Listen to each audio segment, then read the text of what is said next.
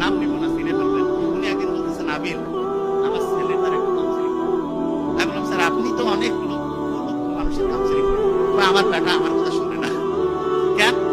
আমি বললাম, স্যার আমি তখন স্যারের সাথে আলাপ করলাম যে কি কারণে।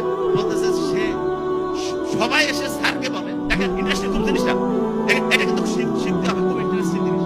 সবাই এসে স্যারকে টাকা দিয়ে দেখাচ্ছে স্যারের বেটা স্যারের ছেলে স্যারের কাছে শুনতেছে না। আমি বললাম, স্যার কারণটা কি আপনি ধরতে পারছেন? বুঝতে পারছেন? আমি বলছি সমাধানটা আমার কাছে আছে। বলছে কি সমাধান? দেখেন আপনিও সমাধান করতে পারবেন। দেখেন আপনি চিন্তা করেন, এখন আপনার একটা ইন্টারেস্টিং জিনিস দেখি।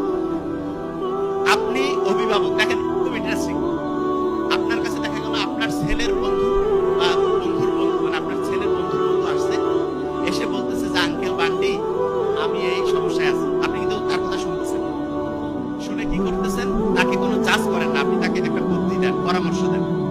আবার ওই আপনি যখন আপনার নিজের ছেলে মেয়ে এসে বলে আমার এই সমস্যা, হ্যাঁ তুই আমার বেটাই হয় এরকম করছিস, আমার বেটি হয় তোর খায়া ফেলাবো আজ, এই যে জাজমেন্টাল হই, তখন দেখা যায় ছেলে মেয়ে নিজেকে নিজের বাবা মার কাছে সবকিছু বলতে চায়। খেয়াল রাখবেন, মা বাবার কাছে যদি ছেলে মেয়ে সবকিছু বলতে পারে, আমি বলতেছি লিখে রাখেন, সমাজের 80% প্রবলেম দূর হয়ে যাবে। 80% প্রবলেম দূর হয়ে যাবে সন্তানেরা যদি মা বাবার সাথে খোলামেলা আলোচনা করতে পারে। একদম বন্ধুর মতো মিশতে হবে। তো অনেকে বলে আমি তো বাপ মা, আমি তো সন্তানের সাথে বন্ধুর মতো মিশি। কিরকম বন্ধু? খরক বন্ধু। দেখা যায় সন্তানের ভালো হইলে আসি, যে কোনো খারাপ কিছু হইলে তুই এটা করছিস, এত বড় ভুল করছিস, তোর শেষ।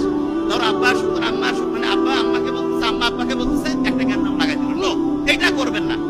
আপনি তাকে চিন্তা করবেন যে তার অবস্থায় আপনি থাকলে আপনি যাকে বলতেছেন তার কাছ থেকে কি আচরণ আশা করতেন, এবং ওই সন্তানটা যদি আপনার না হয়ে আর আপনার বন্ধু বা অন্য কারো হইতো, আপনি যেই অনুযায়ী তাকে হচ্ছে ঠিকভাবে দিক নির্দেশনা দিতেন, সেটাই করতেন।